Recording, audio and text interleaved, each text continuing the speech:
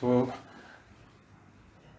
hello student, let's get started our class and object topic here. It's a basically continuation of previous class where we learned about the class and object in story terms. Now we are extending this lecture in a real-time class creation and how the object is created in the JVM.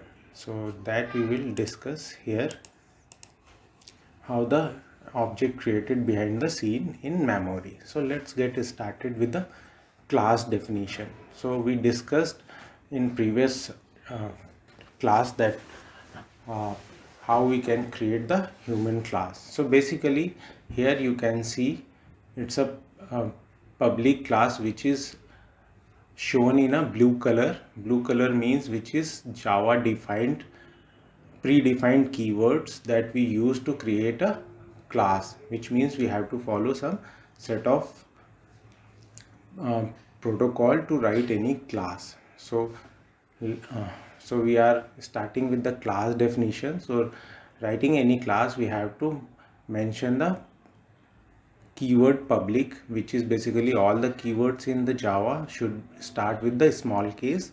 So public, class, and the name of the class. So you can see the name of the class is start with the caps letter, which is H here in human. So I have also already mentioned it here. Class name should start with caps.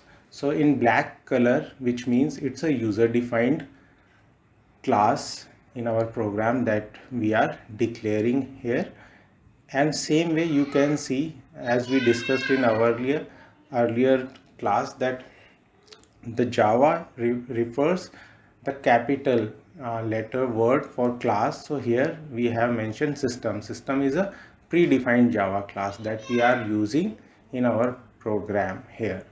And this is the black color class human, which is basically user defined class here. So let's get started with our class creation. So we use a keyword which is basically small in case, public, class, the name of the class, and the curly braces.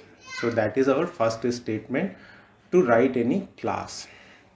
Now there is a public human parenthesis and the curly braces close.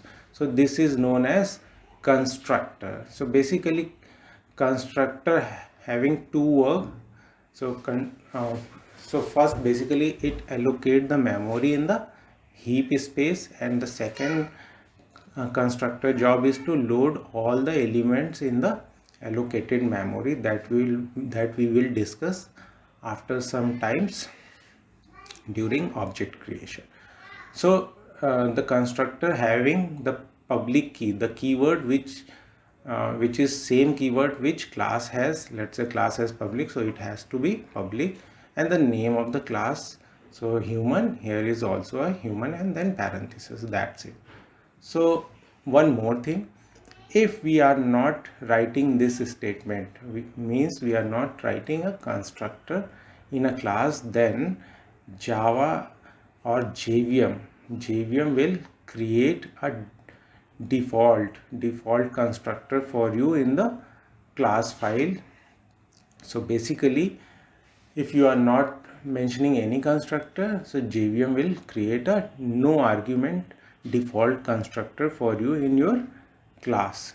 So this is no argument because there is no argument passed under the parenthesis. We will discuss down the tutorial that what is argument and what is non-argument method. So now let's move to the data variable. Here is the data variable. What we do with the data variable, basically we store value in a variable. So we know human should have two eyes, so we declared the eyes is a type of int variable in which we are storing 2 as a value. Same way, how many legs human should have? 2. So we are storing 2 in a leg variable of type int. Same way, hand, how many hand human should have? 2.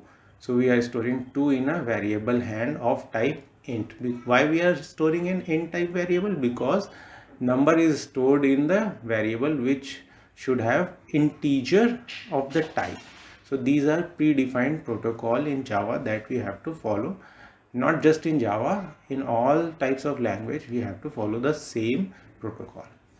Now let's say how many years should human has 2. So we are storing 2 in a variable year of the type int. So these variable also known as data variable, in which we are storing the value. Now let's move to the method part. So whenever we do create a method in a Java, we have to write three things. First, the access specifier. For timing, we write public. So access specifier is public. Then there is a void, the return type, and then the name of the method. As we discussed in previous class, the method name should always start with a small case. So, and there is a parenthesis to make sure this is a user defined method, and the curly braces. So we can say we are not passing anything in the parenthesis, so it is user defined no argument method. So basically we are not passing any argument, so we calling it as a no argument method, and the scope of the method is start here, and then we write a logic inside the method. So we are not writing this point of time any logic in the method, we simply writing a one step the printing part. So I am taking the help of predefined class in Java, system.out.println, and in parenthesis we are writing in double quotes I am breathing, and then semicolon and curly braces close. So we have defined our user defined method in a Java class. So our coding is done. So this is called user defined method. Now what other functionality human should have? The walking, talking, listening. So I have created another method. So we have to follow the protocol. So first keyword should be public, the access specifier, and then return type, that could be int, void, float, could be anything. So for timing we are using void. We will discuss later in the coding part why we use return type, and the name of the method. Third thing is the name of the method, which is start with a small case, and then parenthesis, which means no argument method, and then curly braces, the scope of the method is start here. Then we are writing logic here, system.out.println I am walking, and then double quotes we closing this, and parenthesis close, semicolon, and then curly braces closed here. So we have created another user defined method. Method is nothing but the functionality of the particular object behavior. So these are the inbuilt functionality inside the object. So now let's move to the another method, public static void main string array args. Args is nothing but the variable, like we used it here. Ice is a variable of type int. Same way args is nothing but the variable. You can write it xyz as well, because variable name could be anything of the type string array. Okay, so don't get confused, this is nothing but the variable name. So just remember this thing. In this lecture we will discuss further about this part in the upcoming lectures. So public static void main string array args, this is the predefined signature. Again I am repeating, this is the predefined signature mentioned in the JVM. So when your program start executing, the JVM do not execute your program from first line. It's not executing from here. It will always search for public static void main method, and it is execute from this line first. So this is the first line which JVM execute.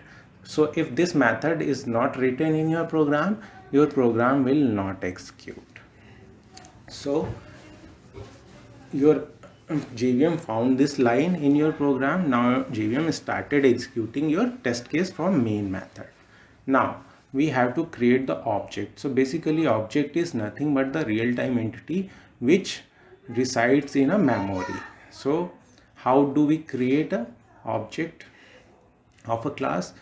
We have to mention new keyword so that JVM will know you are going to create a new object, because you have mentioned the new keyword which is in a small case. All keywords should be in a small case.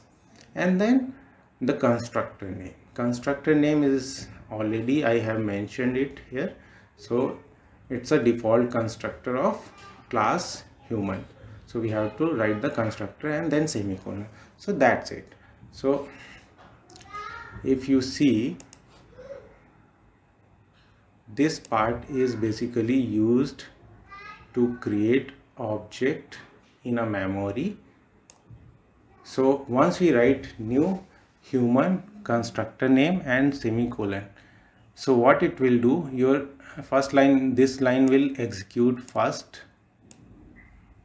because JVM will look this line, the same signature public static void main. Then your JVM will execute second line, in which we have mentioned that new human, which means we are requesting JVM to create the object or initialize memory of an object and load all the elements into the object. Once we write new human, so what it will do, it will call the constructor of the class. So it will call the constructor of the class, and constructor of the class has two things to do. One, allocate the memory in the heap. What is heap? Heap is one of the section in JVM where we allocate all the newly created object.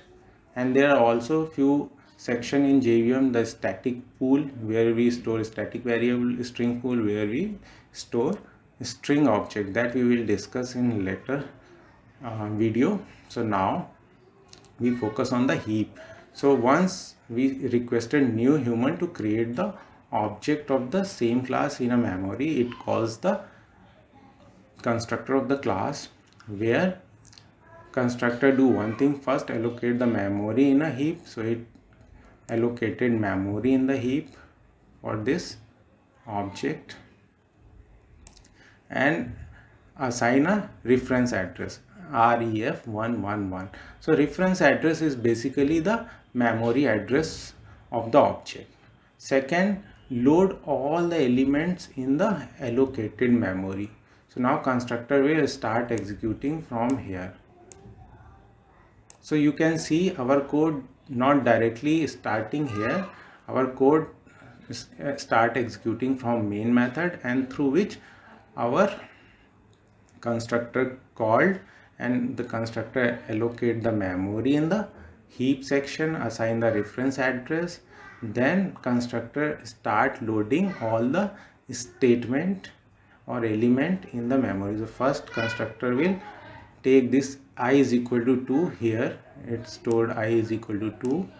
Now second statement, it is doing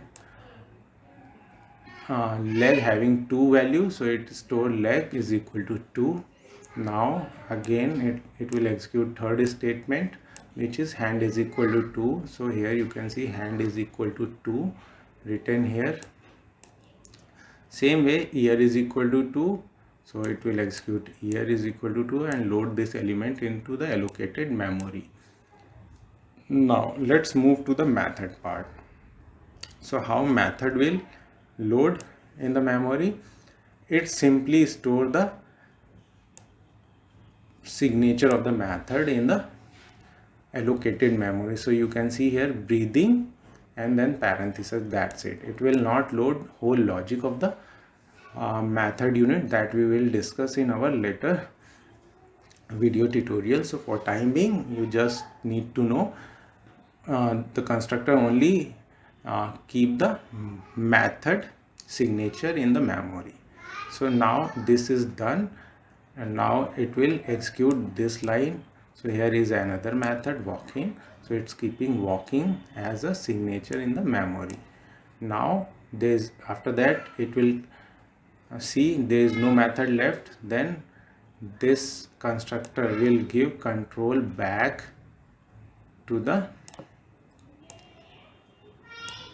statement where we requested for new object creation. So our object is created here. So now what happened next?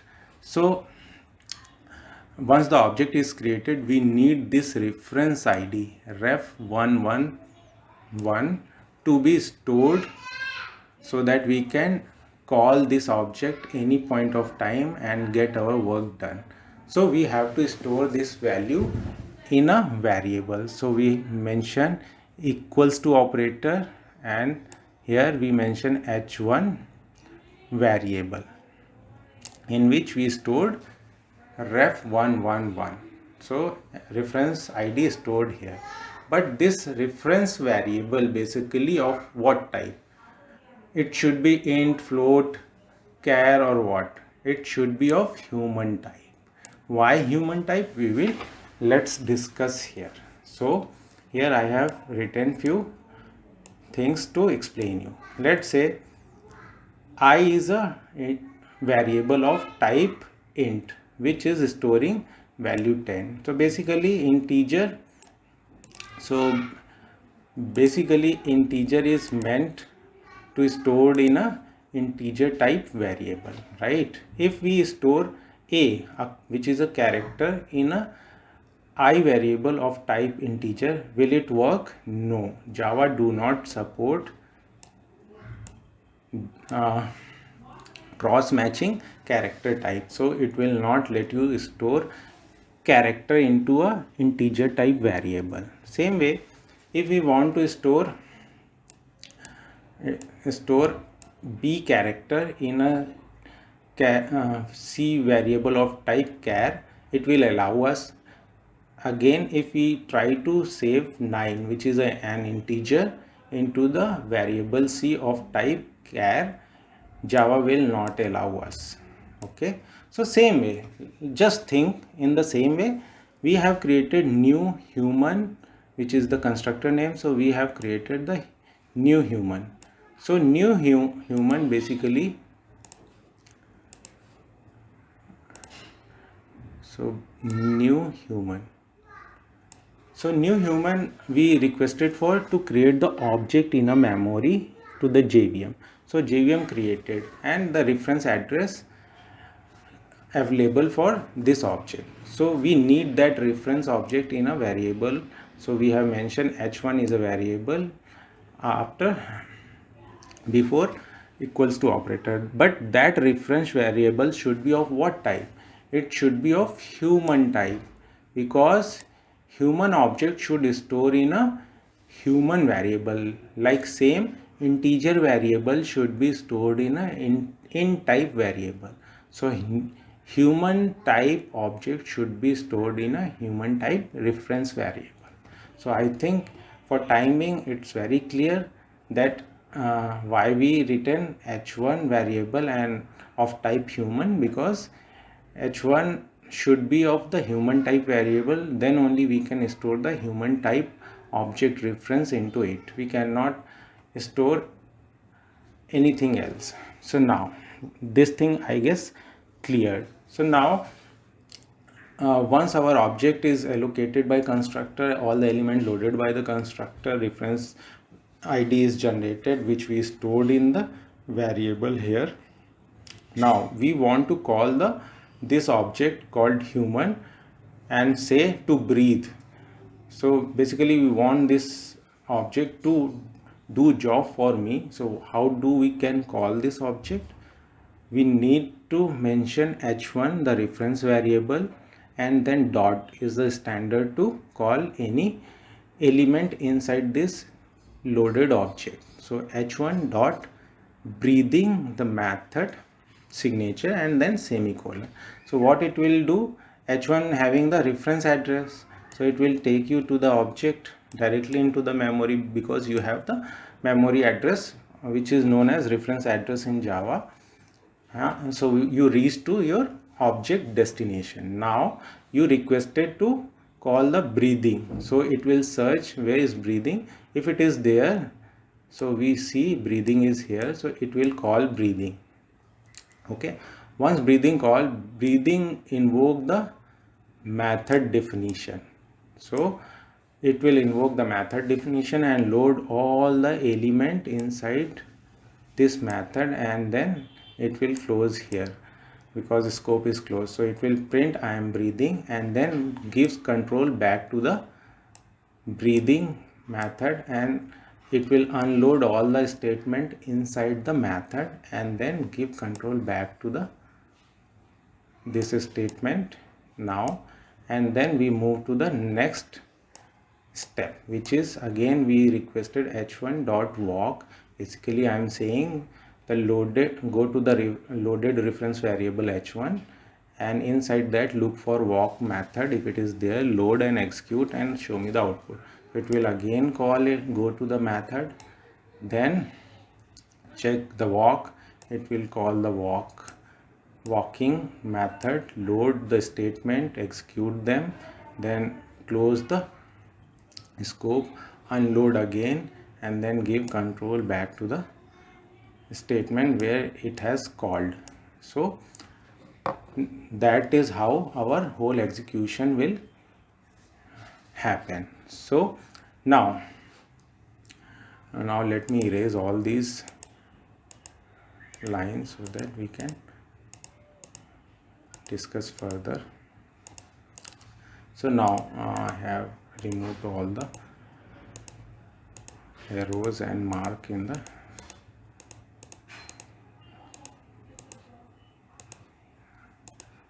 diagram. So let's start with our next step. So basically now we reached here. Now we want to execute h1.i's value. Basically we want to see what's the value of i's loaded in the memory. Okay, so what we have to do, we have to write h1.i's and same way h1.leg.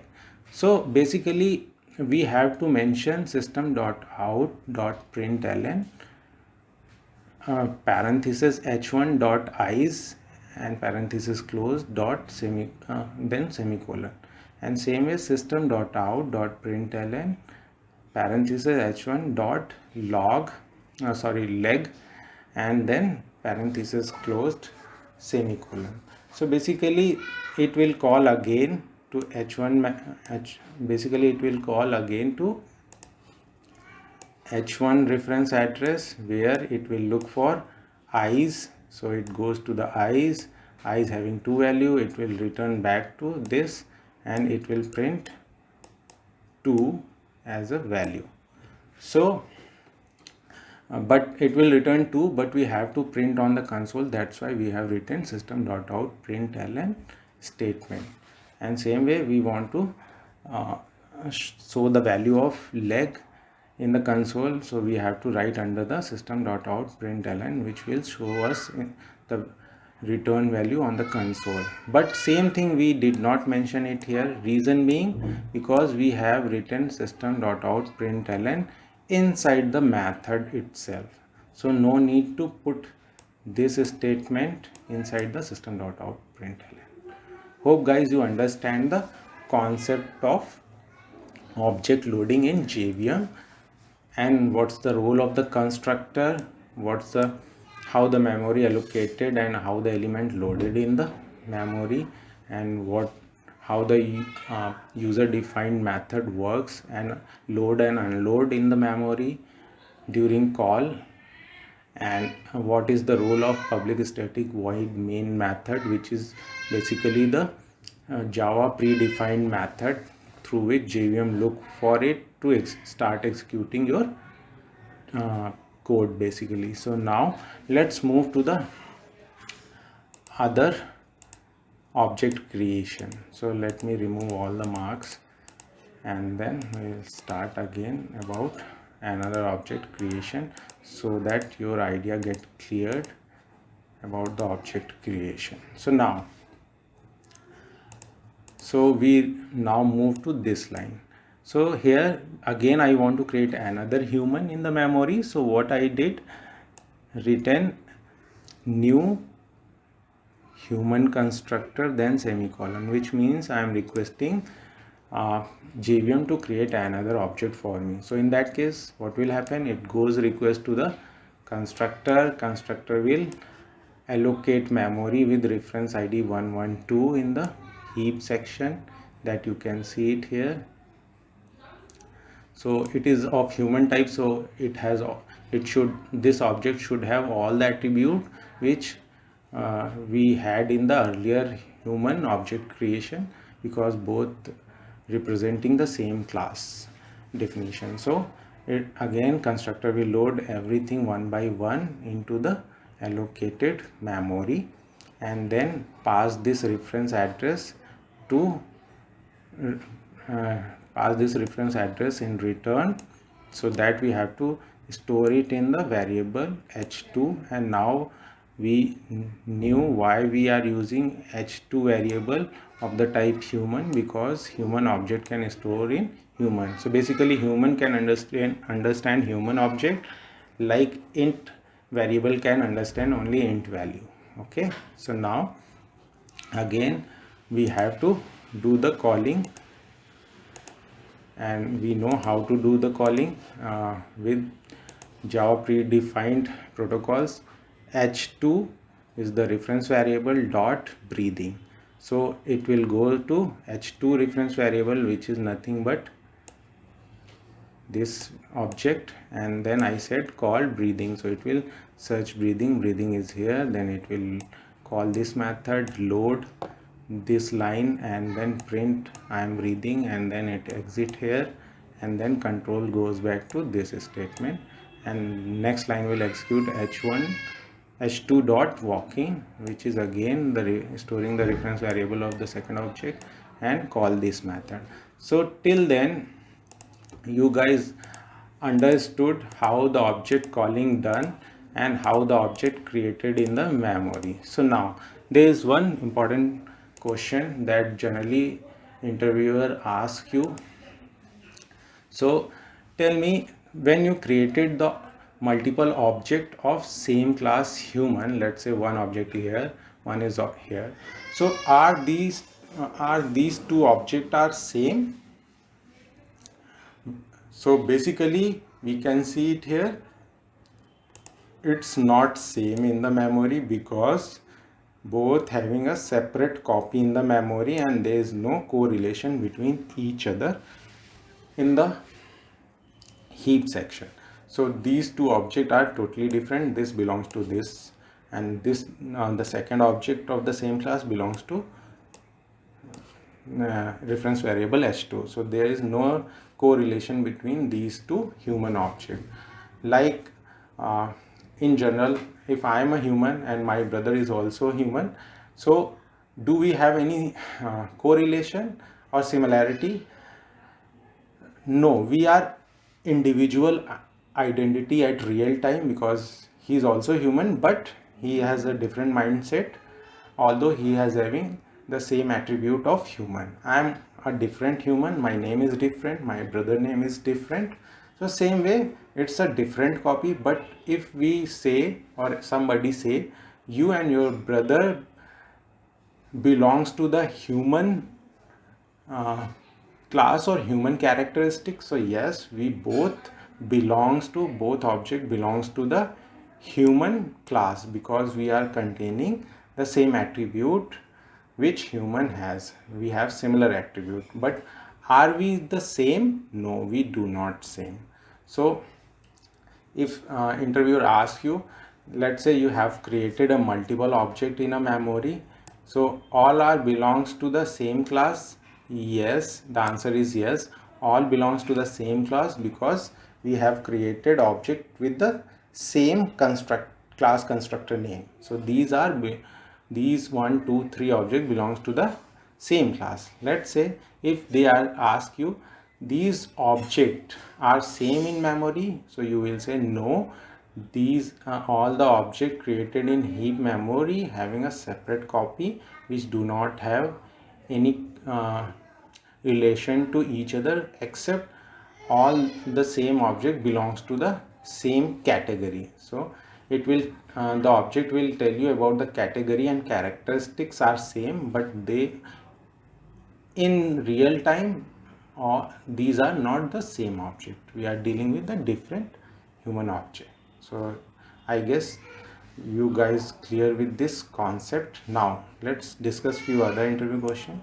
So as I said, this main method, public static void main string array args, is a special type of method that JVM looks in your code to start executing your code. So basically your code start from here and end it here. So and rest of the code we access through constructor. So interview can ask, let's say, public static void main. This is another example. Public static void mains, I have written s here, then string array args. So basically this is not the same method which system defined method to execute test your code, because it is main. Public static void main, the signature is here, we added s. So this method is basically our normal user defined method. It's not a system defined method. So it's same like we created here, public void walking. So public static void main, so it's a normal method. So if we use this method, then our program will not execute. Reason being, although it has written correctly, but JVM will not pick this method in your code, so it won't execute. Same way, public static void main and then string space args, this is also our normal user defined method, because it's not the same main special main method, because this array is missing here. Okay, now in third case, this is also user defined method, not the special method, because its signature is also different. Public static void main, see s is here, and then string array xyz, so it's also user defined method. So don't get confused which one is user defined method and which one is a actual main method. So guys, we are done with our class. Hope you understand the class and object creation and the loading of the object, and the constructor part, the special main method, and rest of the keyword we will discuss in the next lecture. About return type, void is a return type, that we will discuss in the later